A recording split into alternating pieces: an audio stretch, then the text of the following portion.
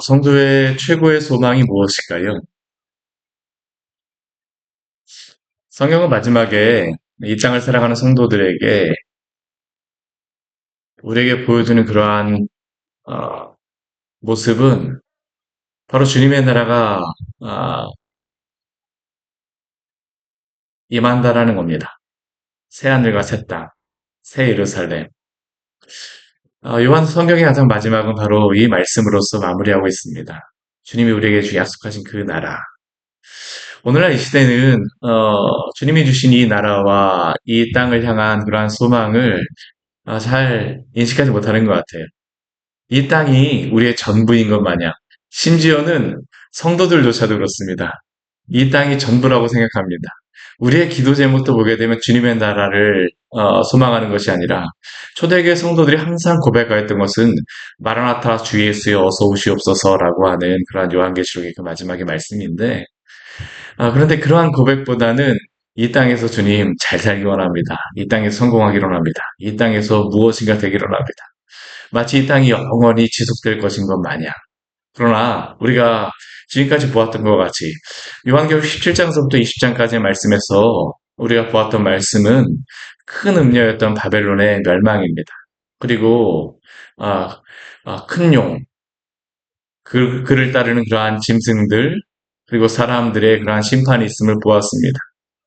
이 땅은 사라져 버릴 것입니다. 그럼 우리에게 주어질 하나님께 정말 주시고자 하는 약속은 무엇입니까? 주님의 나라입니다. 그런데 주님의 나라가 정말로 복된 이유가 무엇일까요? 오늘 말씀은 그것을 우리에게 보여줍니다. 주님의 나라가 정말 복된 것은 무엇일까요? 하나님이 바로 그곳에 계시기 때문입니다. 오늘 21절 말씀, 21장 1절 말씀에 오게 되면 이렇게 시작합니다. 우리 같이 한번 읽어볼까요? 또 내가 새 하늘과 새 땅을 보니 처음 하늘과 처음 땅이 없어졌고 바다도 다시 있지 않더라. 새 하늘과 새 땅. 참 이게 얼마나 영광스러운 말씀이며 영광스러운 그러한 모습인지 모릅니다. 근데 오늘날에는 이 새 하늘과 새 땅, 신천 신지, 새로운 하늘과 새로운 땅에 대한 약속을 잘 이야기를 하진 않아요. 오히려 이 좋은 그러한 새 하늘과 새 땅이라고 하는 이 좋은 그러한 성경 그러한 용어를 신천지가 이거를 선점을 해갖고 이 이단화 이 단어를 사용하고 있습니다. 참 이게 얼마나 안타까운지 모르겠습니다. 성경을 보게 되면 참 좋은 그러한 단어들은요, 좋은 그러한 지명들은 다 이단들이 가져가서 사용하는 경우가 얼마나 많은지 모릅니다. 그러나 이 새하늘과 새 땅은 주님이 약속하신 그 새하늘과 새 땅이죠. 이 새하늘과 새 땅은 어떤 것입니까? 처음 하늘과 처음 땅이 없어졌고 바다도 다시 있지 않다라고 말합니다. 성경에 보게 되면 이 바다라고 하는 그러한 것은 무엇을 의미하냐면 하나님을 대적하는 그러한 악의 세력의 본거지를 바로 이 바다로다 말하곤 합니다. 바다에서 우리 앞에도 말씀을 보게 되면 바다에서 올라온 짐승 우리 여러 가지 구약 성경의 말씀에 보게 되면요. 물과 그러한 바다라고 하는 것은 하나님을 대적하는 것을 의미해요. 예수님께서도 이 자연 만물을 다스린다라는 것을 보여주실 때 그 증거로서 보여주셨던 것이 무엇이냐면 폭풍우가 있는 그 바다를 거니십니다. 예수 그리스도가 바로 이 땅 모든 세계를 다스리시는 분이라는 것을 보여주는 것이죠. 그런데 새 하늘과 새 땅이 말 때는 무엇을 보여주겠습니까? 바다가 다시 있지 않다라고 이야기합니다. 처음 하늘과 처음 땅이 없어졌다라고 이야기합니다. 처음 하늘과 처음 땅이 없어졌다라고 하는 것은 이 세상의 모든 것들이 다 없어졌다는 것을 의미할까요? 그것은 아닙니다. 이 의미는 새로이 갱신되어졌다는 그런 의미입니다. 갱신되어졌다는 그러한 의미예요. 새롭게 되어졌다는 겁니다. 흡사 무엇과 같으냐 하면요. 우리가 원석, 금과 은이 있는 그러한 보석, 그러한 것들을 보물 이런 바위들을 발견하게 되면 그냥 그대로 사용할 수가 없습니다. 어떻게 하냐면 거기에서 불순물을 다 걸러내야 됩니다. 뜨거운 그러한 풀무불 같은 데에서 거치고 난 다음에 이렇게 보석을 새롭게 하는 것과 같이 처음 하늘과 처음 땅, 우리가 앞에서 보았던 것과 같이 하나님이 창조하신 그 땅, 우리 창세기 1장에 나오는 그 처음 하늘과 처음 땅은 심히 보시기에 좋았습니다. 문제가 있지 않았어요. 문제는 무엇이었을까요? 그곳에 죄가 들어온 것이죠. 아담과 하와가 뱀에게 속아서 죄가 들어와서 그 하나님이 창조하신 그 심이 좋았던 땅이 그 죄악으로 물들어 버렸습니다. 땅에서조차도 엉겅퀴와 가시덤불이 일어나게 되어졌죠. 그런데 예수 그리스도가 온전히 그 새하늘과 새 땅, 그 악한 영들을 다 물리치고 승리하시고 나서는 그 땅이 새하늘과 새 땅이 되어졌다라는 겁니다. 그 새하늘과 새 땅 가운데에 또 무엇을 보여주고 있냐면요. 2절 말씀에 보게 되면 거룩한 성 새 예루살렘이 하나님께로부터 내려온다라고 말씀하고 있습니다. 하늘로부터 내려오는 거룩한 성 새 예루살렘. 이것은 무엇을 의미할까요? 우리 요한계시록 21장 뒤에 우리 9절과 10절 말씀해 보게 되면 이 새하늘과 새 땅이 무엇인가를 우리에게 이렇게 말씀합니다. 우리 뒤에 있는 우리 21장 9절과 10절 말씀 같이 한번 읽어보겠습니다. 일곱 대접을 가지고 마지막 일곱 재앙을 담은 일곱 천사 중 하나가 나와서 내게 말하여 이르되 이리 오라 내가 신부 곧 어린 양의 아내를 내게 보이리라 하고 성령으로 나를 데리고 크고 높은 산으로 올라가 하나님께로부터 하늘에서 내려오는 거룩한 성 새 예루살렘을 보이니. 우리 여기에 보게 되면 우리 9절과 10절 말씀을 보게 되면요. 하늘에서 내려오는 거룩한 성 새 예루살렘을 보입니다. 그런데 우리가 이 거룩한 성 새 예루살렘 우리 9절 말씀을 보면 무엇이라고 말씀합니까? 예수 그리스도의 신부이고 어린 양의 아내라고 이야기합니다. 결국 하늘에서 내려오는 거룩한 성 새 예루살렘은 바로 주님의 교회를 이야기하고 있죠. 주님의 교회.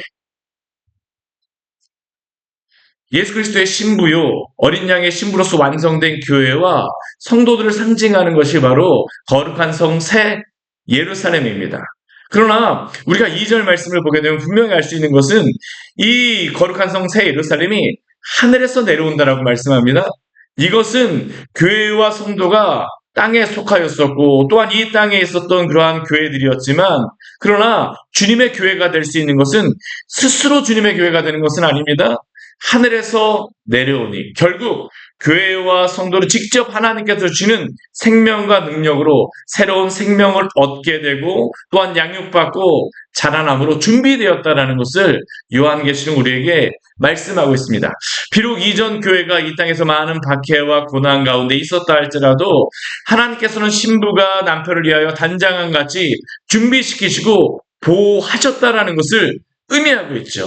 그리고 이렇게 주님의 교회로 흠이나 주름 잡힌 것이 없이 거룩하게 하시는 것이 바로 성도를 구원하시고 주의 교회로 세우시는 목적입니다. 바로 거룩한 성 새 예루살렘으로 준비시키시고 또한 이것이 하늘에서부터 내려오는 그러한 모습을 보여주고 있죠. 이 거룩한 성 새 예루살렘이 하늘로부터 내려왔다라고 하는 그러한 의미는 또한 우리 3절 말씀에 우리 3절 4절 말씀에 보게 되면요. 하나님의 장막이 함께 하신다는 겁니다. 새하늘과 새 땅, 거룩한 성 새 예루살렘, 주의 성도들에게 가장 큰 복은 무엇일까요? 하나님이 함께 하시는 것입니다. 오늘 3절 말씀해 보게 되면 이 새하늘과 새 땅에 이 복이 무엇인가 우리에게 이렇게 말씀합니다. 우리 3절 말씀들을 같이 한번 읽어보겠습니다. 내가 들으니 보좌에서 큰 음성이 나서 이르되 보라 하나님의 장막이 사람들과 함께 있음에 하나님이 그들과 함께 계시리니 그들은 하나님의 백성이 되고 하나님은 친히 그들과 함께 계셔서 주님의 나라에 참된 복은 무엇입니까? 하나님이 보계심을 믿으시기를 바랍니다. 새하늘과 새 땅이 하나님의 나라가 하나님 나라의 그러한 의미를 가질 수 있는 것은 주님이 그곳에 함께 계시는 것입니다. 우리가 구약 성경에도 보게 되면요. 항상 축복이 무엇이었을까요? 주님이 함께 계시는 곳이었습니다. 에덴 동산이 그렇게 복된 장소일 수 있었던 이유 무엇입니까? 하나님이 항상 그곳에서 첫사람 아담과 하와와 함께 하시는 것이었어요. 주님의 임재. 그런데 아담과 하와가 범죄한 이후로 주님의 그 임재를 충분히 누릴 수가 없게 되었습니다. 죄악으로 가득 차게 되었습니다. 근데 그 가운데에서 이스라엘 백성들에게 주신 주님의 임재로서 약속하여 주신 그곳이 어떤 곳이었습니까? 우리 광야에서는 성막이었었죠. 성막을 통해서 하나님의 임재를 보여주셨습니다. 또 우리 그 이스라엘이 나라로 세워지고 나서는 또 무엇을 하나님께서 무엇을 주셨습니까? 예루살렘을 주님께서 주셨었죠. 성전이 이렇게 완성되고 나서 성막도 그렇고 예루살렘 성전도 그렇고 구약 성경에 보게 되면요. 완성되고 나서 항상 있었던 한 가지 사건이 있습니다. 그게 무엇이냐면 빽빽한 구름이 바로 그곳에 있는 것입니다. 주님의 그러한 이 구름이 있다라고 하는 것은 하나님의 임재가 그곳에 있다라는 것이죠. 그리고 예수 그리스도가 이 땅에 오셨을 때에도 우리 요한계시록 1장 14절 말씀을 보게 되면요. 하나님의 예수 그리스도의 장막으로서 말씀이 육신이 되어 우리 가운데 거하심에 거한다라고 하는 의미는 장막을 치다라는 그런 의미입니다. 결국 예수 그리스도가 이 땅에 오신 그러한 복도 무엇이냐면 하나님이 함께 하신다는 그런 의미였습니다. 그런데 이것이 온전하게 성취되어지는 때가 언제입니까?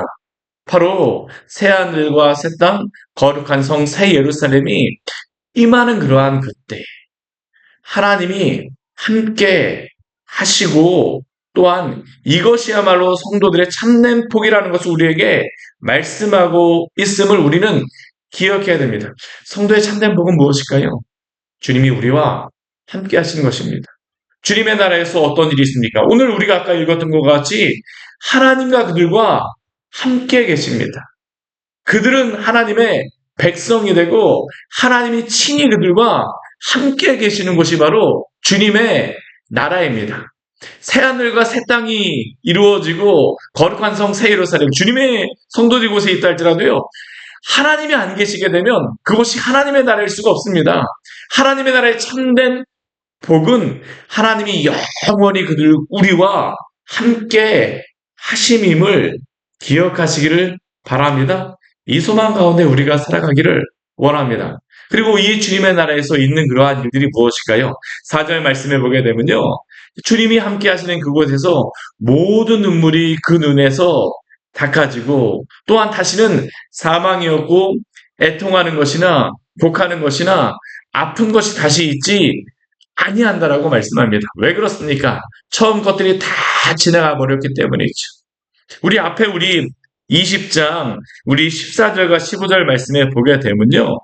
왜 사망이 없느냐? 우리 20장 우리 14절 말씀에 보게 되면 이렇게 말씀하고 있습니다. 사망과 음부도 불못에 던져지니 이것은 둘째 사망 곧 불못이라.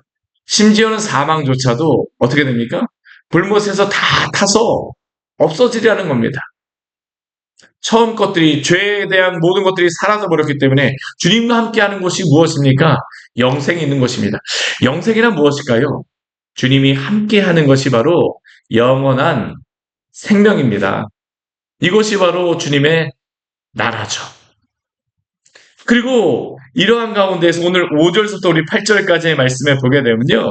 이렇게 사도 요한이 거룩한 성 새 예루살렘과 또 새하늘과 새 땅이 임하는 그러한 나타나는 모습을 보는 것 가운데에 또 무엇을 통하여서 우리에게 말씀해 주냐면요. 보좌에 앉으시니가 직접 주님의 나라가 어떠한 곳인가를 말씀해 주십니다. 우리 오늘 5절 말씀해 보게 되면요. 보좌에 앉으시니가 이르시되 하나님이 직접 말씀해 주십니다. 그 나라가 어떤 것인가를요. 그 나라가 어떤 것입니까? 보라 내가 만물을 새롭게 하노라. 하나님께서 이 모든 만물을 새롭게 하시겠다라고 말씀하고 계시죠. 또 그리고 그 하나님은 어떠한 분이십니까? 우리 6절 말씀에 보게 되면 이 말씀을 하시는 이 분이 누구라고 말씀하시냐면 나는 알파와 오메가요. 처음과 마지막이라고 말씀하십니다. 하나님은 어떠한 분이십니까? 알파와 오메가, 처음과 마지막이십니다. 하나님은 바로 천지를 만드신 분이시며 또한 이 마지막에 그러한 모든 역사를 완성하시고 이끄실 분임을 기억하십시오. 하나님이야말로 이 모든 역사를 주관하시는 주권자라는 것을 오늘도 우리에게 약속하여 주십니다. 그리고 그 하나님께서 무엇을 당신의 성도들에게 주십니까? 오늘 6절 말씀에 보게 되면 내가 생물을 목마른 자에게 값없이 주겠다라고 말씀하십니다. 누가 주님의 나라를 소유할 수 있을까요? 우리가 스스로 샘물을 얻을 수 있습니까? 아닙니다. 하나님께서 우리에게 주시는 것입니다. 이스라엘 백성들의 죄악이 무엇일까요? 예레미야 2장 13절 말씀에 보게 되면요. 그 이스라엘 백성들, 구약 성도들의 죄에 대해서 하나님이 그렇게 말씀하셨습니다. 내 백성이 두 가지 악을 행하였나니 곧 그들이 생수에 근원되는 나를 버린 것과 스스로 웅덩이를 판 것인데 그것은 그 물을 가두지 못할 터진 웅덩이미로다. 즉 생수의 근원 되시는 하나님을 버리고 스스로 웅덩이를 파서 생명샘물을 얻으려고 하였었는데 그들은 결코 그 샘물을 얻지 못하겠습니다. 누가 이 샘물을 주실까요? 바로 하나님께서 주십니다. 내가 생명수 샘물을 목마른 자에게 값없이 주리니. 그거는 우리가 값을 치루어서 얻는 것이 아니라 오직 예수 그리스도가 우리의 죄의 값을 치르심으로 우리는 값없이 이 생명수 샘물을 먹고 마시게 되었습니다. 주님의 나라도 그렇습니다. 주님이 우리에게 이 모든 나라를 허락하여 주셨죠. 그러면 이 땅을 얻는 그러한 성도들에게 마지막으로 당부하는 하나님의 그러한 말씀이 무엇일까요? 오늘 7절 말씀해 보게 되면 이렇게 우리에게 말씀하십니다. 우리 7절 말씀 같이 한번 읽겠습니다. 이기는 자는 이것들을 상속으로 받으리라. 나는 그의 하나님이 되고 그는 내 아들이 되리라. 우리 여기에 나는 그의 하나님이 되고 그는 내 아들이 되리라 라고 하는 그러한 의미는 언약 약속입니다. 우리 구약 말씀에도 보게 되면요. 하나님의 백성, 하나님의 자녀가 되었다는 언약이 세워졌다라고 하는 그러한 말씀 가운데 항상 말씀하시는 것이 무엇이냐면 나는 그의 하나님이 되고 그는 내 아들이 되리라. 바로 주님의 그 구원받은 백성들에게 주시는 그 약속은 무엇일까요? 내가 너희의 하나님이 되고 너희는 내 아들이 되리라. 근데 이 내 아들이 되는 그 성도들은 어떠한 성도들입니까? 우리 7절 말씀을 보게 되면 이기는 자라고 이야기합니다. 이기는 자들. 이 이기는 자라고 하는 그 의미는 무엇입니까? 우리 요한계시록 말씀을 보게 되면요. 이기는 자에 대해서 이미 여러 번 말씀하셨습니다. 이기는 자 어디에서 나왔었습니까? 우리 앞에 우리 7교회의 말씀 가운데 보게 되면 이기는 자의 약속에 대해서 이미 말씀하셨습니다. 에베소 교회에게는 무엇이라고 말씀하시냐면요. 이기는 그에게는 내가 하나님의 낙원에 있는 생명나무의 열매를 주어 먹게 하리라. 또한 서머나 교회는 우리 뭐라고 우리 주님께서 약속하시냐면 이기는 자는 둘째 사망의 해를 받지 아니하리라고 약속하셨고 우리 버가모 교회에게는 이기는 그에게는 내가 감추었던 만나를 주고 또 흰돌을 줄 터인데 그 돌 위에 새 이름을 기록한 것이 있나니 받는 자밖에는 그 이름을 알 사람이 없다라고 말씀하십니다. 또한 두아디라 교회는 무엇이라고 말씀하십니까? 이기는 자와 끝까지 내 일을 지키는 그에게 만국을 다스리는 권세를 주시겠다라고 말씀하시고 사도교회에도 이기는 자는 이와 같이 흰 옷을 입을 것이고 내가 그 이름을 생명책에서 결코 지우지 않겠다라고 말씀하십니다. 빌라델비아 교회는 이기는 자를 어떤 약속을 주실까요? 이기는 자는 내 하나님 성전에 기둥이 되게 하겠다라고 약속하여 주세요. 또한 라우디게아 교회도 동일하게 이기는 그를 말씀하시는데 이기는 그에게는 내가 내 보좌에 함께 앉게 하여 주기를 내가 이기고 아버지 보좌에 함께 앉은 것과 같이 하리라. 오늘 요한계시록을 마무리할 때에도 오늘 이렇게 말씀하십니다. 이기는 자는 이것들을 상속으로 받으리니. 왜 이 말씀을 하십니까? 우리 앞에 7교회는 이 땅에 있는 세상의 교회들을 의미합니다. 이 세상의 모든 교회들을 대표하는 게 바로 이 요한계시록 7교회였습니다. 물론 성도는 예수 그리스도가 보혈로서 그 값을 치우주심으로 말미암아 생명수 샘물을 먹게 되지만 요한계시록에서는 또한 이 7교회들에 속한 성도들에게 이기는 자가 될 것을 또한 당부합니다. 왜 그럴까요? 말세를 살아가는 교회와 성도들에게는 여러 가지 박해와 또한 미혹하는 일들이 있기 때문입니다. 오늘 이렇게 말씀을 들으시고 나가시지만 한번 나가보십시오. 당장 사단이 우리를 미혹합니다. 주님을 제대로 섬기지 못하게 하는 이유들을 우리에게 여러 가지를 갖다 줍니다. 그러나 그 모든 이유들 가운데 이기는 성도들이 되시기를 바랍니다. 이기는 자와 함께 오늘 8절 말씀을 보게 되면요. 주님의 나라를 소유하지 못하는 자가 누구인가를 우리에게 또한 8가지로 말씀하고 있습니다. 우리 이기는 자는 일곱 교회를 통해서 어떤 자들이 이기고 상급을 받는가를 이야기하는데 우리 8절 말씀을 보게 되면요. 이 주님의 나라를 수요하지 못하는 이 심판받을 자가 누구인가를 우리에게 말씀합니다. 우리 8절 말씀을 또한 같이 한번 읽어보겠습니다. 그러나 두려워하는 자들과 믿지 아니하는 자들과 흉악한 자들과 살인 자들과 음행하는 자들과 점술가들과 우상 숭배자들과 거짓말하는 모든 자들은 불과 유황으로 타는 못에 던져지리니 이것이 둘째 사망이라. 둘째 사망에 들어가는 사람들은 심판받을 자입니다. 우리 앞에 말씀에 보게 되면 나왔습니다. 이 둘째 사망에 들어오는 그런데 이 목록에 들어가는 사람들이 8가지로 말씀해요. 근데 이러한 목록이 여기에만 나오지 않습니다. 이미 앞에 우리 그 9장 말씀에도 이 심판받을 자의 목록이 나오고요. 우리 뒤에 22장 15절 말씀에도 보게 되면 이 심판받는 자의 목록이 나옵니다. 그런데 이 심판받는 자의 목록에서 이 오늘 말씀에서는 8가지를 이야기해요. 근데 8가지 중에 공통적으로 이 3가지에 들어가는 4가지의 그러한 죄들이 있는데요. 그 4가지는 무엇이냐 하면 우상숭배, 살인, 마술, 음행 이 4가지에 대해서는 계속 반복적으로 말씀하십니다.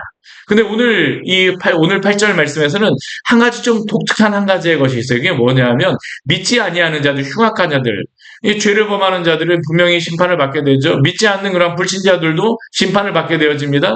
근데 앞에 보게 되면 두려워하는 자들도 심판을 받는다라고 합니다. 이 두려워하는 자들은 어떠한 자들입니까? 이기는 자와 반대되는 자들입니다. 왜 두려워하여서 이들이 나타나는 현상이 무엇일까요? 우리 요한계시록 앞에 말씀을 보게 되면요. 두려워하기 때문에 마귀를 따르고 바벨론을 따르고 짐승을 따르게 되어집니다. 타협합니다. 새 짐승의 표를 받게 되어지죠. 그러나 사랑하는 여러분, 끝까지 인내하고 믿음으로 싸우심으로 이기는 자로서 오늘도 주님의 거룩한 백성으로 그 믿음 잘 지키시며 살아가시기를 축원합니다. 같이 기도하도록 하겠습니다. 하나님 아버지 오늘 요한계시록 말씀을 통하여서 주님이 약속하신 새하늘과 새 땅이 어떠한 곳인가를 또한 주님이 약속하신 약속이 무엇인가를 알려주셔서 감사합니다. 주님의 나라는 우리가 노력을 하여서 들어가는 것이 아니라 오직 우리 주 예수 그리스도의 그 공로로 말미암아 우리가 얻게 되는 줄 믿습니다. 그러나 그럼에도 불구하고 또한 우리에게 이기는 자가 되라고 끝까지 인내하며 두려워하지 말고 믿음으로 이겨낼 것을 또한 당부하여 주셨사오니 주님 오늘 이 시대 가운데 우리에게 있는 여러 가지 시험 가운데에서 이겨내게 하여 주시고 담대하게 그 모든 것들을 맞설 수 있도록 주여 도우시고 인도하여 주시옵소서. 성도의 참된 복이 하나님 아버지 다른 것이 아니라 바로 하나님과 함께하는 것임을 우리에게 보여주셨사오니 오늘 이 땅에서도 주여 우리와 함께하여 주시고 우리가 이 땅을 살아가는 동안 주님의 그 임재하심 가운데에 누림이 있는 귀한 복된 하루 될 수 있도록 주여 도와주시고 또한 우리의 인생의 호흡이 다하는 날 주님의 나라에서 또한 주님과 영원히 함께할 것을 소망하는 우리 복된 성도들 될 수 있도록 주여 함께하여 주시옵소서. 예수님 이름으로 기도드립니다. 아멘. 오늘 말씀 같이 기억하시면서 기도하며 나가도록 하겠습니다.